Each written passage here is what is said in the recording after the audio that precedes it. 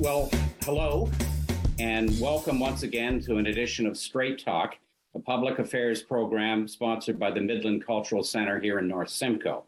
My name is Doug Mott, and I am the moderator of Straight Talk. We're pleased to acknowledge and thank our season sponsor, Brampton Brick, for their generous support of our MCC community program. Our topic today is recycling. Is it working? And here is a staggering figure to think about to introduce this topic. The average Canadian generates 720 kilograms of waste each year, 720 kilograms. And that waste is either disposed of in landfills or incinerated, or it's diverted through recycling or organic collection. And we Canadians, I think, generally are quite proud of trying to do our part for the environment by recycling our waste. Here in Simcoe County, we have one of the highest capture rates for recycling in the province. Our residential waste diversion, I'm advised, the rate in Simcoe is around 62%, and that's at curbside, and 70% at transfer facilities. And most of what we end up recycling is shipped to producers outside of our area. Our residential the diversion rate is quite impressive. But we need to ask just how effective today these programs are. For example, I understand that only 9% of our plastics end up being recycled at the present time. And an old figure, but in 2016, 3.2 million metric tons of plastic in Canada ended up in a landfill site. So we need to ask ourselves some hard questions, including, are the current measures enough, and what we can do better, and what approach we should take to be more successful in the future. Now, major changes in waste management in Ontario are on the horizon right now. In fact, Ontario has just adopted an extended producer responsibility program, which our guests refer to as EPR. Now, this will shift operating costs from the Blue Box program from municipal taxpayers to the producers over the next 2 to 3 years. What will that mean? And by the end of 2021, the federal government has banned the use of plastic grocery bags, straws, and takeout containers. Where is that going? So we're very fortunate to welcome tonight, and I thank them for being here, a panel of experts who spent their lifetimes working to answer questions like these. And I'm really looking forward to seeing what they have to tell us about this. So I'd like to introduce them now. First of all, I'd like to introduce Rob McCullough. Rob, if you could just say hi. Rob is the Director of Solid Waste Management for the County of Simcoe. And in that role, he's responsible for curbside collection, waste facilities, and planning for over 16,000 locations and households in the County of Simcoe. And as I noted, Simcoe has been recognized as one of the leading waste diverting municipalities in Ontario. So it's a success story we're proud of. Rob has a degree in environmental studies from the University of Waterloo. So welcome, Rob. Thank you, Doug. Look forward to the evening. Me too. Next guest is Jeff Love. Jeff, say hello. Good day. Thank you, sir. Jeff is an environmental entrepreneur with over 35 years of experience in the field of sustainability programs and policies. His firm, Love Environment, which, by the way, Jeff, I just love the name of your firm. It's too cool. In the marketing business. Yeah, really. Yeah. They've worked extensively across Canada with industry and government on environmental strategies and waste diversion techniques. Rob holds a master's in environmental studies from York, I believe it is, and he says that he's passionate about social environmental causes and opportunities. So thank you for joining us today, Jeff. Looking forward to it. And finally, our third guest is Dave Gordon. Hello, Dave. Hi there. Dave has been active in waste management in the industry for over 25 years now, in both the private and the public sector. He is currently the senior advisor for waste diversion for AMO, which is the Association of Municipalities of Ontario.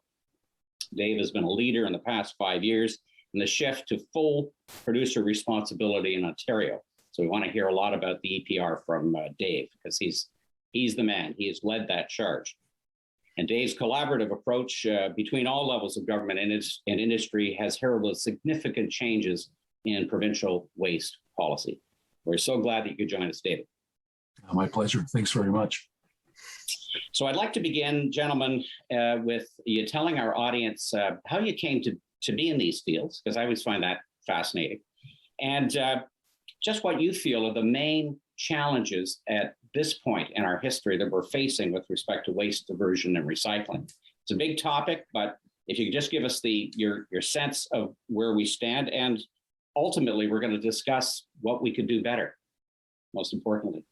So I wonder if I could speak to Rob McCullough first. If you've got some opening remarks, I'd love to hear them. Sure, I'll try and be brief. I got about 28 years worth of experience in solid waste. I actually am originally from Ontario, but moved to BC with my wife to attend Teachers College and started working out there. I spent 7 or 8 years at a district of Mission just outside of BC, instituted the very first organics program in BC back in the mid-90s. Since that time, I moved on to a challenge in the Cayman Islands. I was the chief person in the country looking after waste management for all the islands in the Caymans. I've spent a significant amount of time in the Netherlands working with the waste management programs there. But really, I've been here in Simcoe County since 2003 in varied roles, but working my way in waste management. I would say my first congrats, because this is a Simcoe program, to our Simcoe residents. You've done a wonderful job in waste diversion. That doesn't mean we don't have a long ways to go. We have sort of a middling curbside program that has very recently saw a big expansion in our organics numbers. We went from 14,000 tons a year just 2 years ago to 21,000, close to 21,000 tons this year, with going to every other week garbage. There's been a lot of changes in waste collection in Simcoe County over the years. There's more coming. Our facilities, though, are what really leads the band for us. We have an unbelievable amount of diversion programs, 17 different programs at our site, to the effect that over 70% of what comes across our scales from our residents and our commercials actually is diverted from waste. So that's a real a real great laurel in our Simcoe County, and because of that, we're always in the top 10 high diverting municipalities in Ontario. We've been as high as a couple more have caught up to us. I think we're 7th in the most recent years, but really we stand amongst the leaders there. Recycling is very important, and my belief is that the province is going in the right direction with the EPR programs, but there's some big buts. There's a lot of work to be done in the IC&I area, number one, and there's a lot of work to be done in organics. The province has brought in new legislation on diverting food waste. We've got to divert 70% of the food waste. We're not very close to that yet, so there's a lot of improvement to be done there. But I really think the IC&I, which creates basically 2/3 of all waste in the province, is a real laggard in that area, and that's where a lot of work has got to be spent. We're doing a lot of good things on recycling and organics, but I do believe that the first 2 R's, reduce and reuse, can have a lot more attention diverted to them in the future, and that's something that we'll be looking to do in Simcoe County. Rob, IC&I, or some of our viewers may not know. Yeah, industrial, commercial, and institutional. Okay. So our waste that we deal with in Simcoe County is municipal. The most of it is coming from households. There's some small businesses that use our program as well, but industrial, commercial, and institutional are a great area for advancement. And I'll give you just one example. Casino Rama's within our area. We started a pilot program with Casino Rama, taking all the food waste out of just that one facility, and it outstrips probably 3 to 4 of our smallest producing municipalities, with like 5,000 to 6,000 people in those municipalities, just with that one IC&I location. Well, we're going to hear a lot more about that, I hope. So thank you very much, Rob. Thank you. Jeff Love? Yeah, I come at this from a kind of a different place, actually. I've been in the business probably for about 40 years now, but I started it because I was working with street kids in Toronto. My background was as a social worker, and I was very interested in the issue of job creation. So I started to help start a business. I was the chairman, I didn't run it. In the first business employing young people, both weatherizing houses, which is somewhat related to this, but also doing the first paper recycling business. And as the business grew, the problem was the kids we were hiring often had criminal records, and that business required security measures. So we started the business, but we couldn't continue on it. The other thread I have on this, Doug, is that I also worked with an organization called Pollution Probe for several years and became the chairman of the board of Pollution Probe. And I'm going to jump into waste now, because what's always interested me about waste is that I'm interested in the idea of how you make producers particularly responsible for the waste that gets created. And this is that subject called EPR, which you say we all know a fair bit about, but that whole issue of the interface between who pays and what's beginning to happen, that I'm jumping ahead now, what's beginning to happen in that field that excites me is the whole idea of producer responsibility has two main elements. One is to pass the cost for the service from consumers to producers, because producers are the one that have the ability to make packaging, which is frankly more recyclable. Your number of 9% plastics being recycled is accurate, and it's atrocious. So that's the kind of thing that how are you going to get more plastics recycled? So I think we've done a good job on that side. It's still evolving. Every province is doing it differently, which is a problem. We'll talk about some of the problems. The part we've not done very well yet on producer responsibility is what's called design for environment. What that means is to put in place measures that cause businesses not to create waste in the first place that could be created if we're going to be recyclable, reusable, or compostable. Some of the good news in that front now is you're seeing big companies make commitments to, I'll say 2025, 2030, the global companies, the Coca-Colas, the Procter & Gamble's, those kinds of companies, saying that they will have at some point, some are saying 2025, others saying 2030, all their packaging will be compostable, recyclable, or reusable. I think it's when you start to get that kind of an impact, and again, back to the point here, if you weren't making producers responsible for that, and you weren't getting householders contact producers about their frustration about the amount of non-recyclable, non-reusable, non-compostable packaging, things won't change. And the change I think we've seen the last 5 years, frankly, is driven by consumers, which I think gives me some hope. I'm with Rob. We see lots of creases in the system, lots of concerns, but we're making some progress. We have to pay attention to things that need to be fixed. It's interesting. I did not know your background with Pollution Probe, but I was aware that many of the environmental groups have been really writing scathing articles about the lack of producer responsibility for years. And going back to that famous ad about well, it wasn't a First Nations person, but he was dressed as a Native American. He was crying because he was paddling in litter. And that was, of course, sponsored by major producers, including Coca-Cola. Yeah. And I think the theme was, if we just stop littering, we've solved this problem. And I've read so many articles over the years, including from Pollution Probe, saying, no, we don't buy that. No, I'm afraid not. Nice thought, but no. Well, we're well beyond that. But anyway, I just had to get that in. But thank you. You're right. Thank you for that, Jeff, very much. Yep. And Dave Gordon, I'd love to hear from you. Thanks, Doug. So my background was I got into this field kind of by accident. I first my studies were in initially I went to Sir Sanford Fleming College, a natural resources school up in Lindsay, with the idea of being a conservation officer or something in fish and wildlife. At the time, there was a lot of cutbacks in that area of the ministry, and kind of ended up bumping into environmental science and sort of resource management, and quite enjoyed it. So I started, I did some studies in that at college, and then into university in environmental science and aquatic biology, and landed at a municipality in Ontario working on waste management on a pilot project they were doing to test fully commingled blue box collection along with organics collection back in the early 90s. So it was good fortune and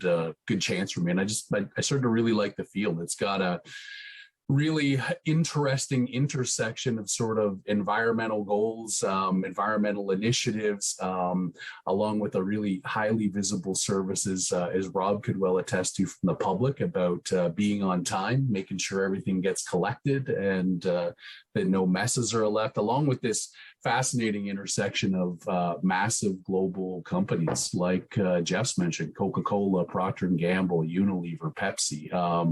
The list goes on and on. So I've been in this field for a while. I've been on both sides of it. I've worked with municipalities and in the public sector. I've worked for consumer packaged goods companies in market development and branding and things like that as well. And now I'm with Association of Municipalities of Ontario. So working on behalf of all municipalities across the province in this area to look at this transition to full producer responsibility and trying to make sure that these programs achieve the goals that they're set out to and that they work and provide good services for residents in our communities and good services for consumers. I think this change you've talked about, this extended producer responsibility, is some of the biggest policy developments we've had in this area since the Blue Box started in the 80s. It's really critical that clear responsibility, and Jeff talked about this, for these programs really belong with the producers, and they have to take that on. They're the ones who hold all the levers around what materials to use, how to package it, how to design it, and can really play a critical role in how well we can actually recycle it at the end of the day, reuse it, repurpose it, and that's critical. I think there's also a role, as Jeff said, in design for the environment and for use of recycled content. I think there's will be interesting to see now that the federal election's completed. Will the Liberals continue on their push for more recycled content, labeling requirements, and things like that? Pardon me, so that it is easier for consumers in terms of how to sort these materials, and that we can try and improve some of those lagging plastic recycling rates that you talked about. I do want to be clear, though, like the Blue Box works, full stop. It diverts from disposal sites into areas where these resources can be reused. Over 730 million kilograms of paper, plastic, glass, and metals each year, and keeps those resources out of disposal sites and really produces this extraordinary amount of resources that can be repurposed and converted into new goods. It needs some tweaks. I think they're long overdue. I think we're starting to see some of that happen, which is great.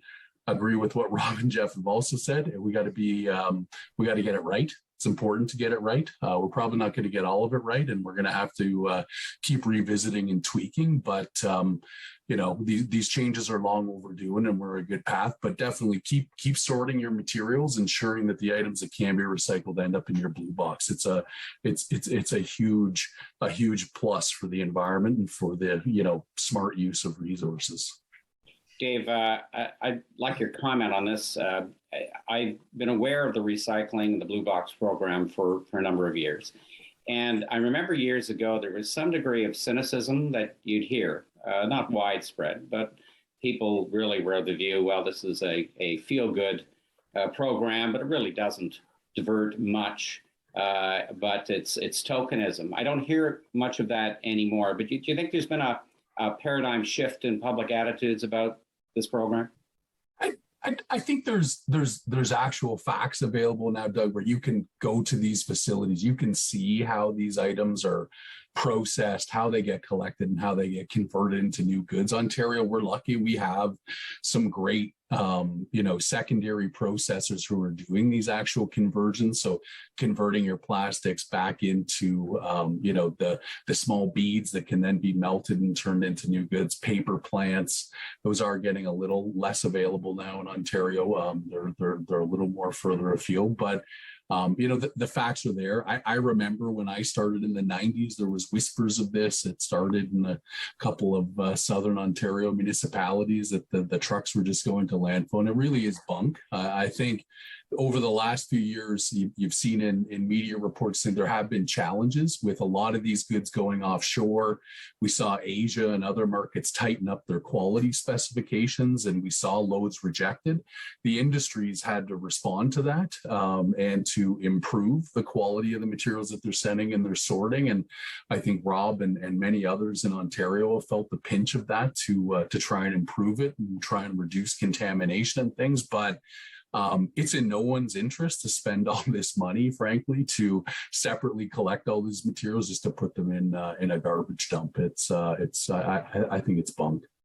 One of the other stories, Doug, that people talk about, just Billy and Dave's point, for example, of aluminum cans, it's 95% more energy is used to make aluminum can from raw bauxite compared to recycled aluminum. So what are the consequences of that? And it's not really blue box. This is beyond blue box. We have deposit systems across Canada now taking back very, very high rates of aluminum cans, I'll see steel cans, plastic bottles, what have you. So you're getting a very clean material. And I meant the numbers aren't what I'm talking about. I'm just saying there are environmental benefits beyond just recycling, like greenhouse gas impacts, what have you, that really matter. And when you look at the growth of the organics recovery in Ontario as well, you're looking at significant methane recovery. And now you're starting to look at using that methane to power vehicles. So there are a lot of good stories tied together with this. So Dave's right. It's not only they're getting recycled, but they have other benefits.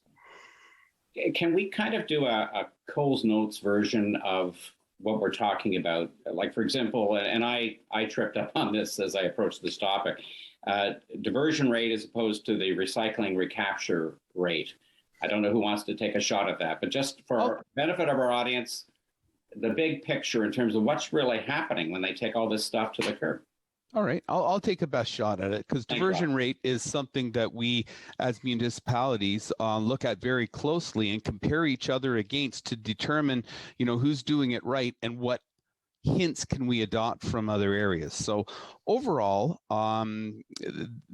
all most municipalities of a decent size do a submission in what's called data call now to an organization called RIPRA, which Dave can speak to in more detail if needed. But we actually are trying to calculate the diversion rate. If there was no program, no recycling program, no organics program, all that material would have in fact instead have gone into a landfill or incinerator or some way dealt with as garbage.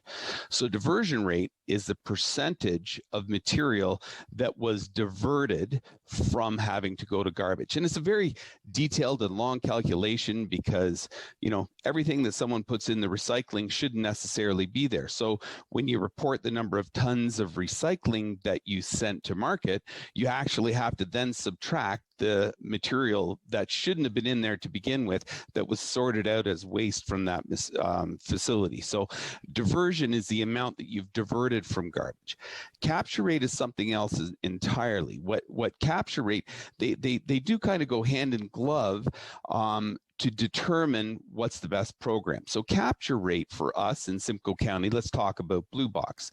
If there's a Blue Box truck that has 100 tons or 100 tons of recyclables that could have gone into our program, the capture rate says how many of those 100 tons actually went into the Blue Box, went to the facility, was properly sorted, and went from there. In Simcoe County, we do that basically every 2 years.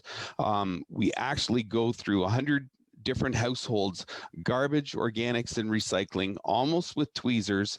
And we select 2 weeks in each month of the year and go through and say, okay, this should have been there, this shouldn't have been there, this should have been in the Blue Box. And we actually have one of the highest capture rates for Blue Boxes that I've ever seen in Ontario anyways, at the numbers I'm familiar with. And that's at approaching 85%.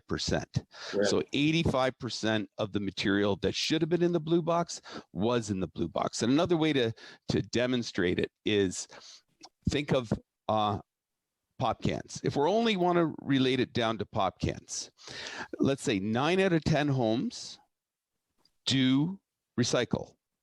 And of those 9 out of 10 homes, 9 out of 10 pop bottles or pop cans actually make it in the blue box. You actually have to multiply those two factors and you get an 81% capture rate.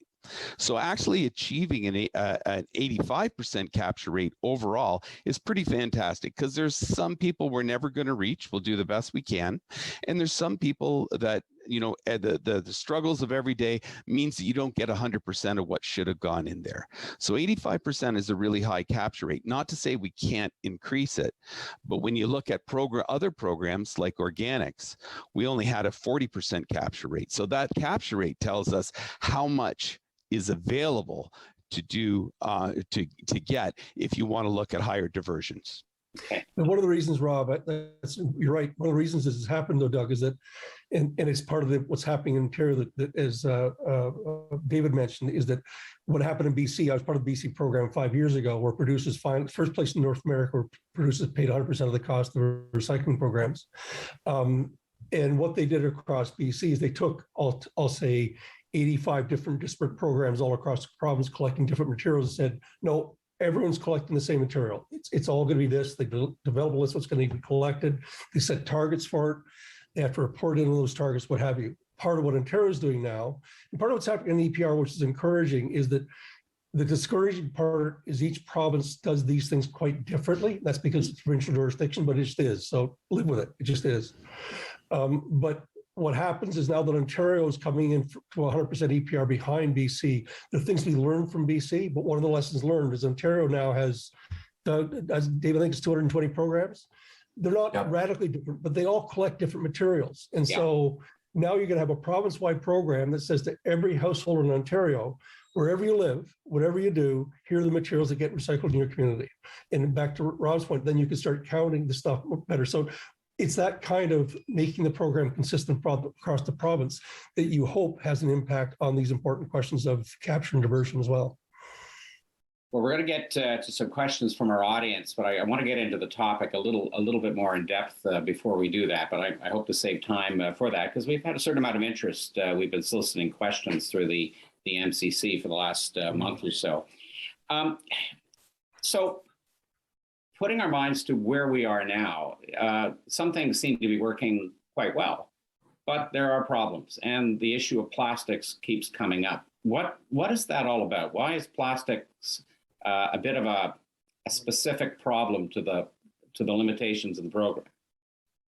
Maybe if I could start, and I think the other two gentlemen are probably going to be better able to handle it. But let me say first, I believe the 9% plastics is an accurate number, but the way I've heard it reported is based on the amount of plastics that actually come into all manufactured goods. So just so that your Simcoe County residents aren't misunderstanding that only 9% of the plastics they put in their recycling box gets recycled. That's not accurate.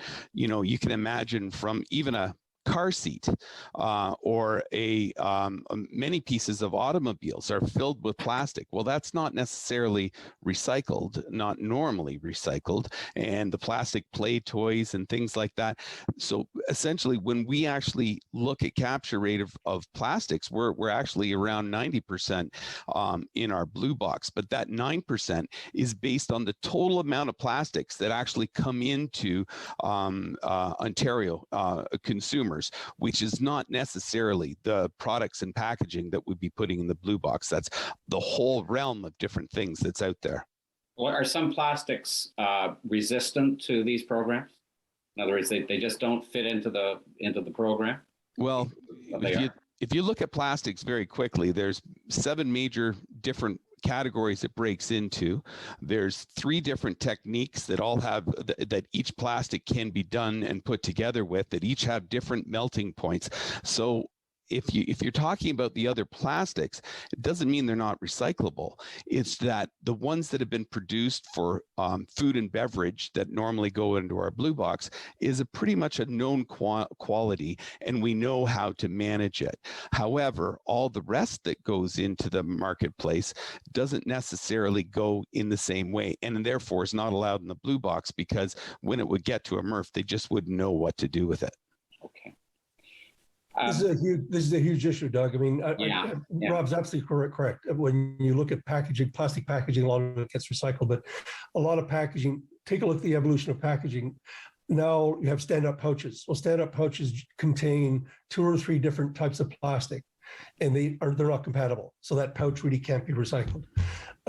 It's very difficult, and Dave knows this the best. Both things I do. Let's say, for example, separating out plastic grocery bags in high-speed industrial called MRFs, material recycling facilities. So plastic bags are problematic. So what's starting to happen now, quite frankly, is that people are beginning to parse the problem out here to say, okay, what about plastic bags? Should they go in the blue box? What about stir sticks? What about plastic utensils? What about plastic plates? What about plastic cups? So people now are starting to partialize that. It's one thing you asked before. The federal government's starting to look at this to say, maybe not all those things should be recycled. Maybe they shouldn't be created in the first place. There's a new organization called the Canada Plastic Pact, which is a spin-off from the UK, which again is the major plastics manufacturers, led by it's a good organization. It's starting to look, they're actually asking the questions, what plastics aren't necessary? What plastics should we get rid of? So I think you have to go back to that to say, yes, we have a good system. Rob's right, the way the current system is working, but I think the public is saying this system, 9% overall diversion, it's for a reason Rod mentions, it's a complicated issue, but this system is not working. And so we need now to get those big players seriously engaged. They've been on the edges of this with their Mobius loops and recyclables where facilities exist, but it's not been a rigorous, serious, genuine effort. We need to get those players actively engaged now to come up to speed with what consumers are asking for, to say, make these things compostable, recyclable, or reusable. Yeah, a lot of confusion in the public too, in terms of the plastic issue, very frustrating, which I hear from my neighbors. Can I ask an AMO type question to David? The cost of this for municipal taxpayers. Sure. Who pays for it now, and who may pay for it later when the EPR gets rolled in 2-3 years or whatever it is?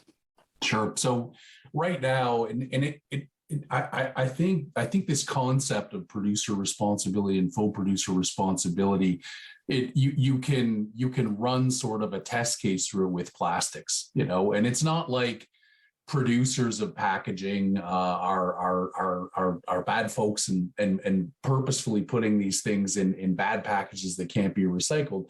They aren't connected to it. They're designing their packages and things based on a whole different sets of parameters, some of which are very good parameters, like how do I reduce shipping weights? How do I use less greenhouse gases in transportation and things? But what they're less connected to is sort of this end-of-life management bit. In Ontario right now, that's the programs are designed, implemented, and run by municipalities, with a split on the bill. So you have this shared responsibility between all those producers, so the Cokes, Pepsis, Unilevers, and folks, and municipal taxpayers. Notionally 50-50 of that bill is divided up. So with that shared responsibility, you have one set of the stakeholders designing, operating the system, but really no control around design. What materials am I going to select? And we often describe it as municipalities and service providers who run the collection fleets that many are contracted out. Many of the reprocessing facilities are private sector service providers, but they're really just sitting there with a catcher's mitt, right? Catching all this stuff and trying to figure out how best to deal with it. So you're talking about an annual cost right now. The municipal portion is about $156 million a year. It's higher than that, but that's the amount that's captured in this formula that's used to do the dollar split. There's probably higher administrative costs and higher costs that aren't fully included in there. These costs are now going to shift over over to producers fully. So it will be included in the price of the goods that you buy. When you extrapolate these costs across packages in the products and how ubiquitous they are and how much of these consumer products we buy, we don't see big price increases and things like that in what you're purchasing. It's quite small, the cost of the package compared to the cost of the goods, but that'll be determined by producers. But also under this scheme, it's competitive. So there's going to be an advantage for one consumer products company versus the other to try and do it in a way that's cheaper and offer their goods and their services and the products to consumers at a price advantage to their competitors. So I think there's some good natural competition down there to help with that as well. But yeah, you're talking, 156 million. It's been higher than that. It's been lower than that, highly dependent on what revenues are like in the program. But that's what you're looking at. So are there potential savings for municipalities on this program going forward? Yes. Yeah, absolutely. So I think our taxpayers here in North Simcoe just perked up. Yeah, so I think your elected officials would tell you there's a lot of unfunded mandates that they're currently trying to deal with. I wouldn't expect a tax rebate. I think there's lots of initiatives that are getting the funding that they need. But especially with COVID and some of the pressures that's put on the tax base, I think this is coming in a good time for municipalities. And it's going to provide some financial relief to them to be able to deal with a lot of the other pressures from infrastructure to a whole bunch of other services and needs that are in the community that can use these resources. If you go across the country, Doug, there are about 150 of these programs, but that's not just packaging, that's paint and electronics and tires. So go across the country, there are about 150 programs. Canada has a lot of EPR programs. And the total cost, those are probably about 1.5 billion.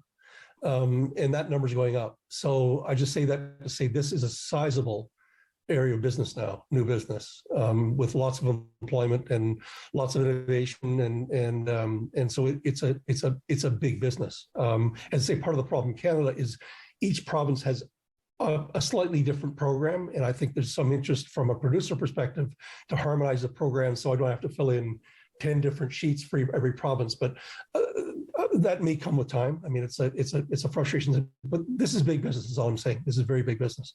Well, Dave, that must have been one heck of a negotiation that you were part of. Yeah, it's I think what we've seen is Jeff has mentioned with the plastics pack, which consumer backlash really starting over the last probably 5 or so years around the amount of plastics in the ocean, plastics that people are finding in parks, litter and things like that. I think, big companies are quite in tune with consumer demands and consumer needs and trying to respond and fulfill those. And I think we've seen a lot of the big companies be more proactive in trying to respond to it and making some pretty big commitments. So I think, like everything, timing's everything. I think this move happened at a good time when producers also were looking to do more in this area. So certainly, it wasn't easy. It's been this trying to get this legislation through and this regulation that finally came in June has been on the agenda for the better part of 2 decades, trying to tweak what we have and trying to improve it and move this way. So it has been a long road, but kudos to all stakeholders for making it happen and getting it done for sure. You led part of this effort, so kudos to you, Dave. No, thank you. No, Abel's done a fabulous job. One of the interesting twists on this, though, look at where this stuff goes. Again, Europe is, I'll say, generally ahead of us on this because they have more constricted landfill space. But in Europe now, there's legislation in place where producers will have to start to pay for the cost of litter. It's probably a $20 billion number in Europe, and it's not there yet. And I'm not saying the details are all worked out, but it's going back to the point of saying, who's ultimately responsible for that and who can control it. And I'm not saying it's only producers. Let's be clear. It's also individual behavior, but at least to get producers now in the game of not just saying, well, I just sell them a can of Coke or a can of pop or a popsicle. I have nothing to do with this. Well, that's not necessarily true. You have a responsibility to work with your customers to make the system work better. So I would think if you're looking 5 years out in Canada, we'll probably see the same kind of thing in Canada where producers are also having to get involved in litter programs. Some producers have material that goes into the organic stream that gets managed in the organic stream. Let's say things like Kleenexes and paper towels. You could probably have, in BC, is experimenting with the idea of having producers pick up some of those costs. So this thing starts to broaden out beyond just plastic packages in the grocery store. It's a bigger issue. Well, I want to get to some questions, and I think the tone of a lot of the questions speaks to consumer outrage or concern about what's going on. So I'll just throw out a couple to you, and I gave you a heads up, so it won't take you by surprise. One of our Midland audience members says this: my big concern is the clear plastic containers that most fruits and some vegetables are packaged in before they reach the supermarket. I find it unfathomable that the Canadian government has allowed this to go on for so many years and done nothing about it, despite apparent complaints from consumers. And she refers to a friend from England who said it's not allowed there, and she thinks we should be ashamed. So she'd like to know, when is the practice of the type of containers that consumers are having to buy going to be either changed or ended? Yeah, so I think you're going to see those packaging decisions influenced by this regulation. Each category of materials and the different packaging types are going to have targets on them. They're performance-based targets where every company that is designated to be a responsible producer, try and drive the outcomes that you want, are going to be incredibly important. We're just getting into new ground here in Ontario on that, but I think that is sort of the intent of this legislation, is to say we're not focused on how the company does this, but there's an outcome that you have to meet, and you're going to have to decide how you want to meet that and what types of materials you use and what types of technologies you can deploy to meet those targets. So this questioner should be encouraged based on what you've said, Dave. Yeah, I think you want to push for that and say, how if I can't, a lot of this discussion has been driven by that, by consumers saying, why is this still being packaged in something I can't recycle? Doesn't make a lot of sense to me. I would point out as well, Doug, that, consumers have a say with their wallet, right? If you go into a store and there's a container of pears that are packaged that way, and there's another pile of pears that are on the side, in the old way, that you put it in a paper bag or a bag you bring with us, you have the ability to make that choice yourself, and your purchasing habits will be noticed. Okay. Another questioner wants to know where our garbage goes to, literally, what's the path? And maybe Rob, you could take this one. Does it go to Detroit? They want to know. No. Now I can only speak to the garbage that we manage, which is municipal, which, as I said before, is roughly 1/3 of what's produced, because IC&I is the other side. And as industrial, commercial, and institutional, as private businesses want to do, they're going to find the lowest cost alternative. And if that means putting in a truck to go that great distance, that's what's generally going to happen. Our garbage, we're reaching the end of our landfill capacity. So we do have 3 sites that still accept garbage. We take about 40% of what's produced curbside and do our own disposal of it. We also dispose of all the garbage that comes in to our facilities. The rest and the balance is actually going into a truck and going down to a Southern Ontario landfill site. So we are working with a landfill site in Ontario. Some of it actually, from time to time, is determined that it's better off to go to the incinerator site in Peel, and so some of it in the past has gone there. But we are not now, nor have we ever shipped our material across the border. Are there practical limits on our ability to pursue these goals, be it public attitudes or just certain realities of how people conduct their business and their family life. I don't know whether this is a question for you, Rob, or all of the panel, but with the best will in the world, you're going to hit a wall in terms of our ability to divert and achieve these goals. What are those limits, and what can we do about them? There's a movement across globally. It's active both Canada and the U.S. called the zero waste. Zero waste. The idea of zero waste. So it in some ways, Doug, it takes your question and challenges to say, so why can't something be done with this? The city of San Francisco is the best example I know of that. It's a bit of cooking the books, to be honest. They report things that are a bit odd, I'll say, but what they do, and it's back to what Robin said earlier, because they do very detailed analyses, but every 5 years, what's still going to the waste stream. They do things like they notice that the within the electronic equipment, the biggest material that's not getting captured is X. So they focus on that. And so I think that I guess I would turn your question on its head.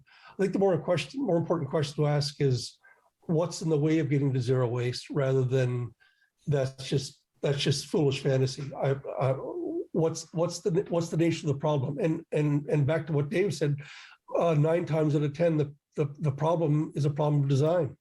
It's been designed to throw away. That's it. That's the way that our society has worked for, let's say, 250 years.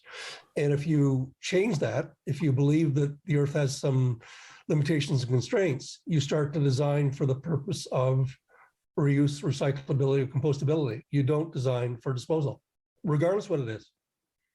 So what are the limits, though? I mean, what are the things that are holding back these programs from achieving zero waste, which well, there's a lot we can do. I think zero waste is a wonderful long-term goal, but there's a lot we can do to get a lot closer to it. I mean, I can show right here. I don't know if it shows up, but that's a breakdown of what is actually in Simcoe residents' garbage can. This isn't recycling. This isn't organics. This is just the garbage can. The only amount that should be in there is that 31%, because all the rest of the circle of the material that makes up the garbage is acceptable already in one of our diversion programs. I think we can do a lot to shrink that circle.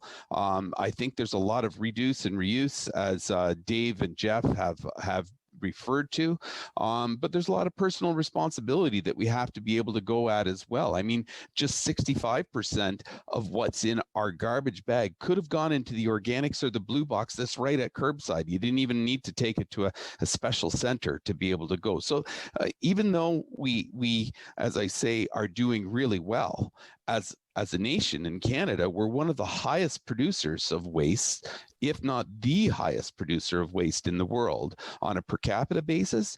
And there's a lot we can do with the existing diversion programs, and we have to do a lot to reduce and reuse at the same time, so the waste isn't even created to begin with.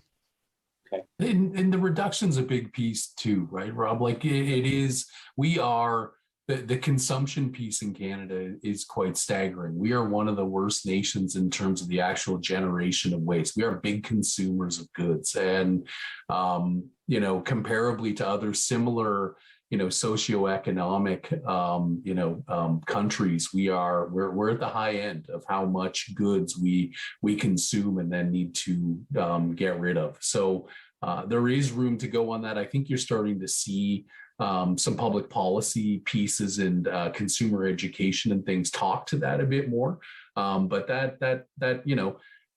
exercising what you want to see around some of those environmental goals and sustainability outcomes, you can do a lot with your own wallet, as Rob's and Jeff have both said, when you're doing your shopping and making sure that you're spending it in the right places and you're avoiding some of those things that you may not need, or maybe over packaged or in packages that can't be recycled or composted in your programs. Maybe education for the next generation to get these messages out. Attitudes can change, as we know. To know better is to do better, and I think all of us have seen an incredible evolution. Certainly, seniors like myself, since the 60s, 70s, and 80s. For sure, that's great. So it's optimistic. And some of it's coming full circle, right? Like I know certainly, my grandparents, depression area folks, like they didn't waste a thing, right? Like we're constantly being reminded about how to reuse things and repurpose things, even things like textiles and stuff. We're starting to see some real development there with better programs coming about on how to better deal with, used clothing, any sort of cloth and things like that, and how those can be repurposed. So you are seeing some big interest, and I think your point's bang on that a lot of it's being driven by younger generations who are highly interested in this area and looking to make good choices themselves as well. It's hard to find a sector now, speaking of good textiles, the idea of textile recycling only used to be taking the odd clothing, the Goodwill. There's a whole industry now being established around separating those materials, putting them back into use. Construction sites, or again, when people tear down buildings, not letting all that material go to the landfill, separating off, wood and tar paper and different things that can be recycled. There's not a sector now where people that say, what's the value of material, because the earth has finite resources. You can't continue to run a path that's unsustainable. Let's be really clear. And you need to find ways of bringing those materials back into the system, and it costs. So we have to live with that. Well, gentlemen, as a child of the 60s, I get to ask this: how well is the organics diversion programs going? We had high hopes back then. I can barely remember it, but we had high hopes. Well, maybe I can speak first on it. In Simcoe County, it's something that we brought in 2008, and we saw a very slow but increased adherence to the program. We did get the information I provided you here was about 40% of capture rate 2 years ago. So that means essentially for every 100 tons that's out there, only 40 tons were making it into the green bin. So we've got a lot of room to go, but we've already gone great steam towards that by going to every other week garbage almost 2 years ago now. That number has actually gone up by 7,000 tons. We've are getting, if you do the straight math on it, we're about 60% on diversion, and that's puts us on top with many of the top municipalities for diverting organics. That doesn't mean we're ready to stop. There's a lot more room, and I would make the argument that every ton of organics is far, far more environmentally beneficial than every ton of recycling. Not that there's any tons to lose, all got to be diverted. But the greenhouse gas impacts of organics in a landfill is significant. And I think if we're just talking about greenhouse effects in the environment, organics is the way to go, and there's a lot of room for improvement. I think organics there's many communities across Ontario who have implemented food waste collection programs, as Rob has said. There's like Rob talked a bit at the outset, there's certainly more room to go in that industrial, commercial, and institutional sector. The programs aren't, there's a number of really great companies who have taken that on, and some of the food retailers and folks who have done that. But there's still lots of room to go around restaurants and things like that to bring that up. I think, though, another area that fits in with that sort of reduction piece is around food waste. And I think we've all got a part to play in that. We do, as consumers, purchase a lot of food that just never gets consumed. There's a lot of work happening in that space right now. It's got an incredible cost associated with it. I think the estimates are somewhere between $1,000 to $2,000 per Canadian household per year in money that's wasted on groceries that never gets consumed. And it's got a huge environmental footprint as well when you look at the resources and inputs that go into produce that food, grow it, package it, transport it, and then get it delivered to your home. So there's some really interesting work happening there by a number of communities as well as on the industry side, and that's something as well. And when you look at organics, it's some pretty simple things, right? It's not very glamorous or high tech, but it's like, have a meal plan, shop with a list, have an idea that you're not cooking for 12 people. You're cooking for the 2 to 5 or whatever you have in your household. So public education. Unfortunately, we've lost Jeff's signal from British Columbia. I hope he'll be able to link back in before we're done this discussion. We don't have a lot of time left, gentlemen, but I'd like to get your sense of how things are going to look a decade from now. You're evolving these programs. You've got some ambitious targets. What's your prediction for recycling? What do you think the field's going to look like? I think we always think we're in the infancy, but we certainly are in the infancy of this new EPR development. I think there's a lot of things that can happen. I believe Jeff spoke to it earlier, but starting in 2026, when all the programs are going to be unified across the province, and instead of County of Simcoe producing a calendar tells you which way to put out the recycling. It allows it to be provincially advertised. I think that's going to have a great impact. I think by that 2026, we'll start to potentially see some changes in manufacturing habits as they start to understand the value of the things that they're producing and the cost of those things they're producing that are going into our system.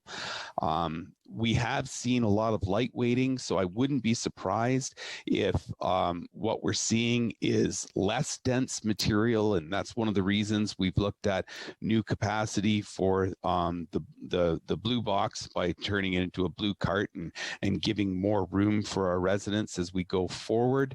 Turn it over to Dave. He's probably been able to think much deeper on this than I have.